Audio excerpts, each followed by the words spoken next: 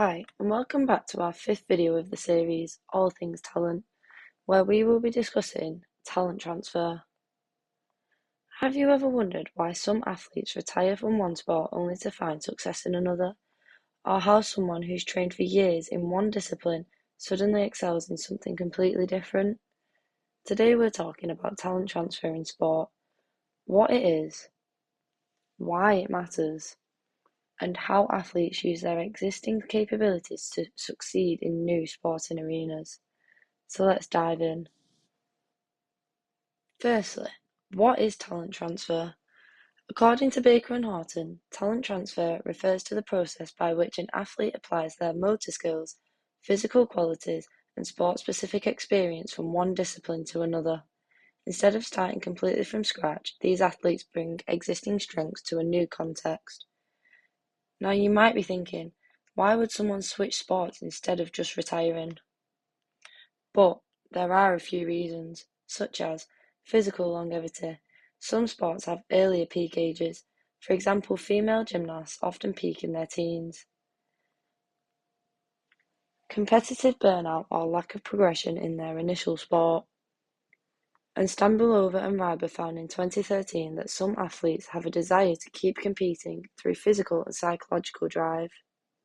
Talent transfer allows athletes to stay in high-performance environments even when their first sport no longer offers new challenges. So how does prior knowledge help? Skills in sport rarely exist in isolation. There's transferable movement patterns, spatial awareness, strength qualities, and even mental toughness that apply across athletics. For example, a gymnast's body awareness may help with diving. A sprinter's explosive power can be an asset in bobsled. And a long-distance runner's aerobic base may translate to cycling success. The idea is that skill transfer depends on similarity between tasks. The more overlap in fundamental movement patterns or physical demands between sport, the higher chance of successful transfer. But is talent transfer actually effective? Well, success depends on movement similarity, similar motor skills such as balance, coordination, and power, training adaptability, not every athlete adapts at the same rate, and support systems. Coaching, psychological support, and tailored programs are essential. And when we say similar skills, we're talking about movement patterns that underlie multiple sports, like sprinting mechanics, jumping and landing, change of direction, balance, and proprioception. These underpin many athletic performances across disciplines. That's why strength and conditioning programs often focus on developing fundamental movement skills before sport-specific techniques. Taking gymnasts, for instance. According to studies by Allen and Hopkins in 2015, many gymnasts have to retire early due to the sport's intense demands. But let's look at how some have succeeded in new careers. Ali Raisman explored diving, and Shawn Johnson moved into acrobatic roles.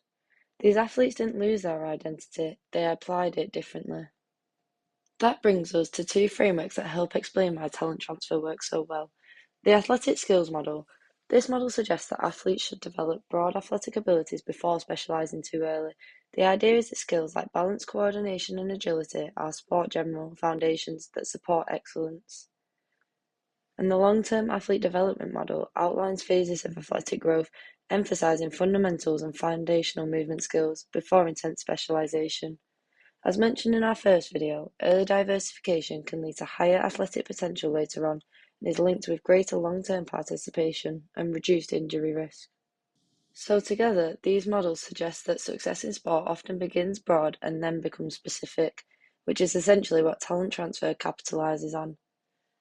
One standout example is Rebecca Romero, a British athlete who won silver in rowing at the 2004 Olympics and then switched to track cycling and won gold in 2008. Her background in endurance, strength, and competitive mindset gave her a massive advantage when transitioning. But remember, talent transfer isn't just physical, it requires a growth mindset, psychological flexibility, and the ability to handle pressure and learn new skills. Because of this, some talent scientists believe that talent transfer can be an effective scouting tool.